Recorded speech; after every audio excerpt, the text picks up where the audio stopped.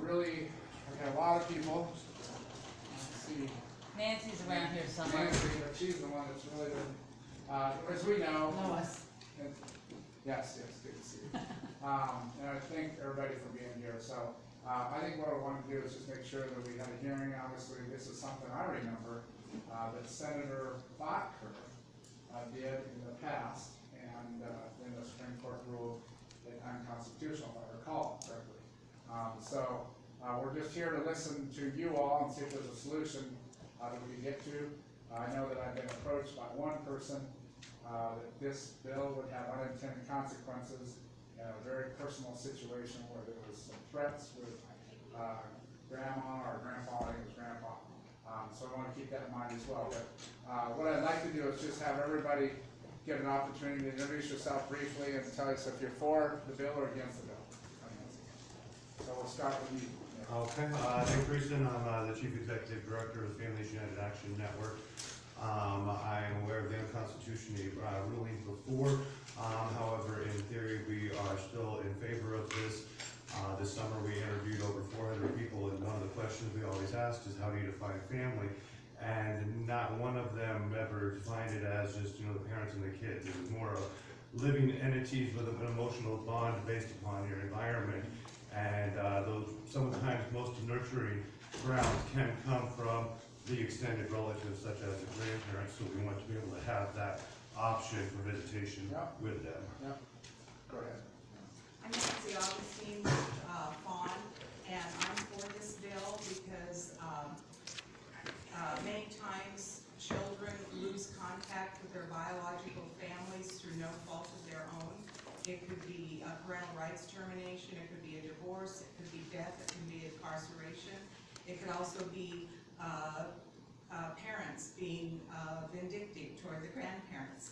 But I'm in favor of this bill because children need to maintain their heritage and their biological relatives. Thank you. I'm Joe Zanny. This is the second time it's happened to us. Not being able to see my grandchildren. And it's being used, they're being used as a bond against us. It's not a matter of if we're good or bad, it's just a bond. So, I'm for this bill. My name is Paula Santee, and we babysit for our grandchildren for 5 years, 10 and 6, and we had them at least 40 hours a week. And if they needed to go to baseball practice, dancing, whatever, we took them. We never ever complained. And my son showed up at our house last Ash Wednesday, and he had the kids go to the car, which they gave us their hugs, and we love them and so on. And they went and got in the car, and then our son told us to come up to the where we go in our back door at, and he said, "We're changing daycare." That's been the last that we have had any contact with those two darling children that we have been such a big part of their life. We took them to school, we went to school with them when the parents couldn't go. We are their second family, and it is horrible to go through this kind of feeling. And it's all because they're mad at us and we don't know why. We're going to counseling, but we still don't know why. And so it has to stop, and it's just not like Joe and I, but it's all over the United States where parents get upset at something that you did, and they use that kid as a pawn, and they pull them away from you. But we don't know what we did. We still don't know. But I know that my heart aches for those two wonderful children, and I want them to have us in their lives so we can continue our relationship. Thank you. Jeannie Munson, Grandparents' Rights Association of Iowa. One of the reasons I am for this bill is that grandparents have no right in court. So when DHS does a China on a child, grandparents can't do anything about it. They can intervene, but then to a certain point, the judge says, well, that's too bad, you don't have any rights. Grandparents need some kind of rights to protect their families, their grandchildren. Hi, I'm June Rummelhart. I'm with F.U.A.N. also. I'm for this bill. I've been highly victimized through the DHS system with my kids, and from after falsely losing my children through DHS. And out of that, I end up losing my grandkids. And I sit there and I tried to work with my oldest son that I had contact with, watched their son for quite some time and everything else. One day, I didn't have Christmas on the right day, and my daughter-in-law decided that she was gonna up and take my grandson and never let me see him again. And so, for now, almost 3 years, I haven't seen my grandson. So, I'm really kind of tired of the state not allowing or continuing to victimize the family over and over and over again. I'm tired of being this, victim of this, but I'm coming out to be a survivor of it, so. I'm Elaine Willie from Dubuque, and I lost my grandchildren through DHS. And like Jeannie said, they are put in a China case, and you have to fight in court. You spend thousands of dollars, and you still lose because you're a grandparent. You have no rights when the parents are terminated. And those kids lived with me way over a year. They called my house and my husband's house grandma and grandpa's. And they were took away, put in foster care and adopted, just total strangers. And these strangers would never let me see them. So, yeah, grandparents' rights may work, but you'll have to get a judge to enforce the visitation also. And is that possible? Because when I had the oldest sister of these two little ones, the judge said she has sibling rights to have visitation.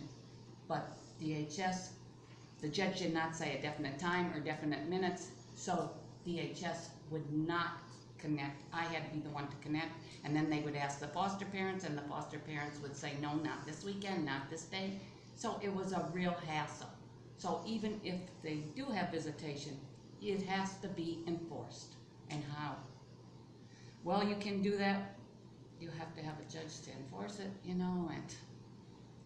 so I am for it, but I want it to work. There's so many bills out there and codes, and DHS does not follow them. So it's gotta work. We gotta work for the kids. They deserve their birth families more than anything. Yes. I'm sorry, I rambled on. No, you're okay. You're fine, thank you. Tanya Myers, I'm also a member of F.U.A.N. I was a first-generation foster child, and I was not given the opportunity to live with my grandparents or great-grandparents, and then my children were not allowed to live with my parents, their grandparents or great-grandparents either. And I, as a child, was bounced around from foster home to shelters, group homes, you name it. Very abusive in some, very kind in others. However, I think that this would not only help keep kids where they belong within their environment and community that they're bonded with, family-wise, but it would also save a lot of funding down the road to prevent, the system from having to fund for all these institutions and all this money just going out to this, that, and the other, and causing trauma on these children from being pulled away from everything they've ever known, everyone they've ever known. Some children are taken so far away because that's the closest institution that they can be housed in. So that also takes them completely sometimes out of their towns, cities, and counties. So I think that this would not only save funding in so many ways, but it would also be extremely important bond-wise. These children don't need any more trauma. They've already gone through enough, probably. Okay, thanks, Bob. Go ahead. I'm Melody Nelson, and I'm here because my grandson's in a ward of the state. My daughter lost her parental rights, and when she lost her rights, I lost mine. I didn't have any rights before that, because I'm the one that called DHS to get my grandson help, and they took him away from me. And I am here because I was raised by my grandma. And I have my grandma's blood in my veins. And I'm fighting, because that's what she taught me to do. And I haven't seen my grandson in over 2 years. When I had it most of the time, and I would take him back to his mom's for just a few hours, and then he'd be the one calling me, Grandma, will you come get me? Or she would call me, come get this, you know, and I would do it. I provided for his needs, and then, now, you know, I taught him morals and values, and now I don't have anything.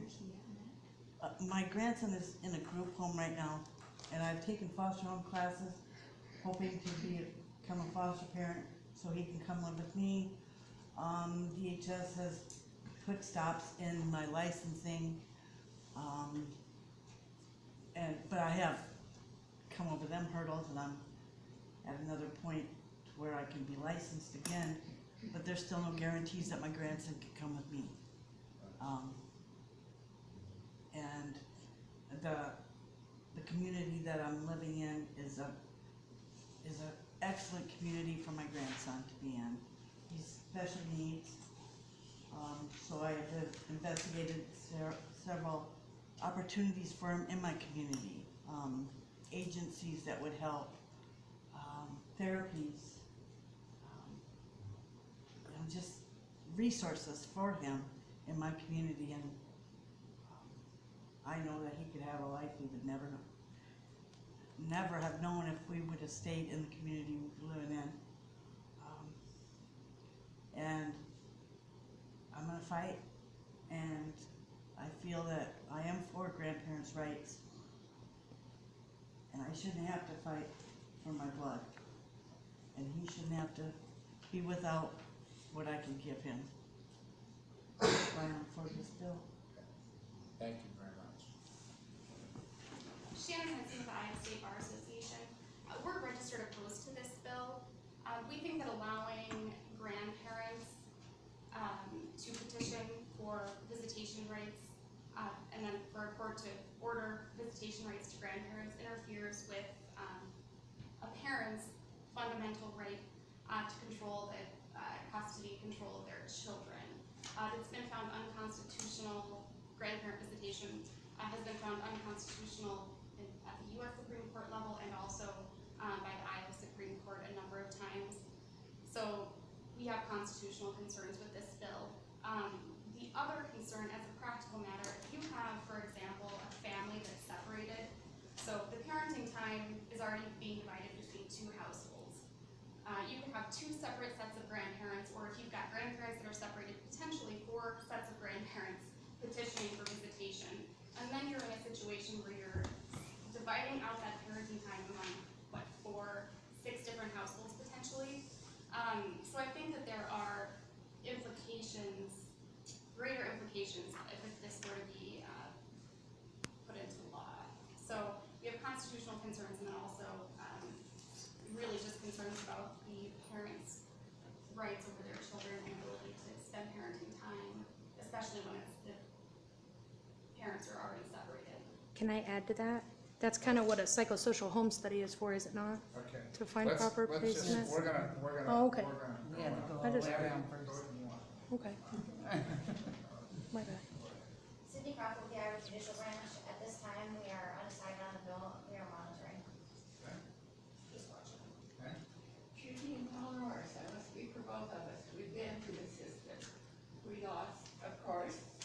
And if you want to see anything spectacular, you should see our grandchildren that were denied.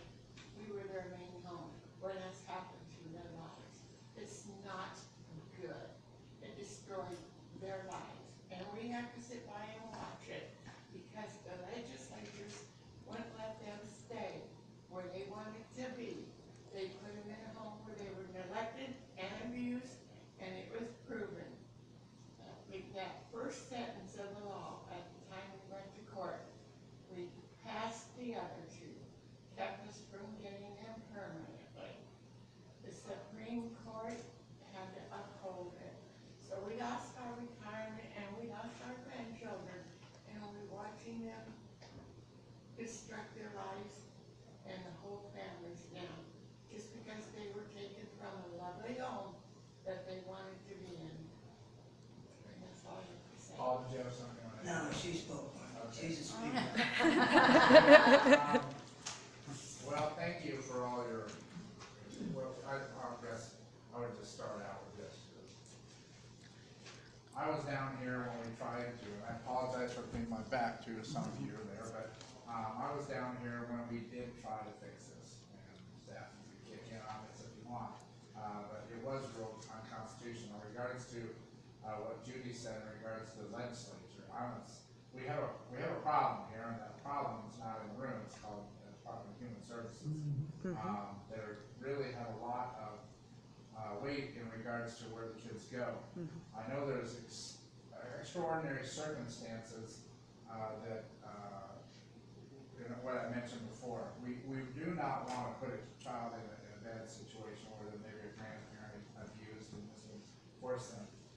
The intention of this bill here is not to dictate to the courts, but if you look in here, where it is, what it is, what did I read it here?